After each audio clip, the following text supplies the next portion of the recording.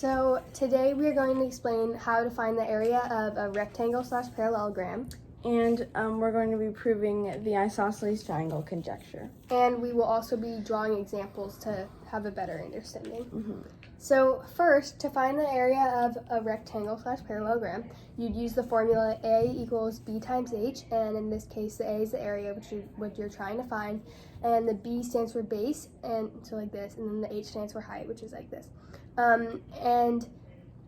The only way you can use this formula is if the base and the height are perpendicular to each other, so it forms a right angle, and the parallelogram/rectangle that you're using to find the area of, you must have 4 right angles in your shape. And the reason that this formula is base times height is because you're trying to calculate the square units of the rectangle.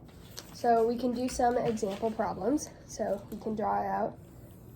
Here's one rectangle, as you can see right there, and the base can be 4, and then the height can be 3. So then you can do 4 times 3, so base times height, and that equals 12, so the area of your rectangle is 12. And then another one you could do is draw another also I forgot to mention to have the 4 right angles in your rectangle. That's very key. Don't do 6. Okay. Because then it would be a square. So another one you can do is you have 7 as the height here, and then you have 3 as the base here.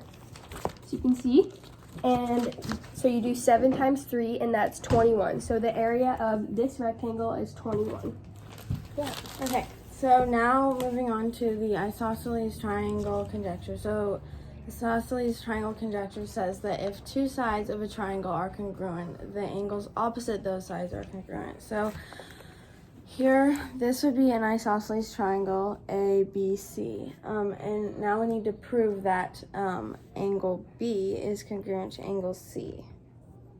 So how we would do that is we would draw a bisecting line down the middle of the isosceles triangle. And since it's a bisector, it means that both of these lines are congruent to each other. So let's name this point D. So line BD is congruent to line DC. And then since it's a bisecting line, it bisects this angle straight in half, so these angles would be congruent to each other.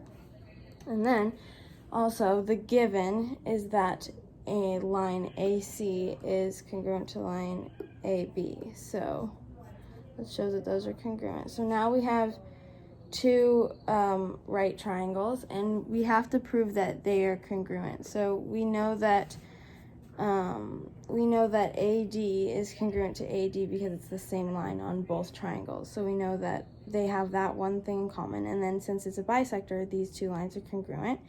And it already gave us that these 2 lines are congruent. So we know that by the SSS conjecture, side, that these 2 triangles are congruent. So now we have to prove that angle B and angle C are congruent. So we use congruent parts of congruent triangles conjecture, CP/CTC, which proves that angle B is congruent to angle C.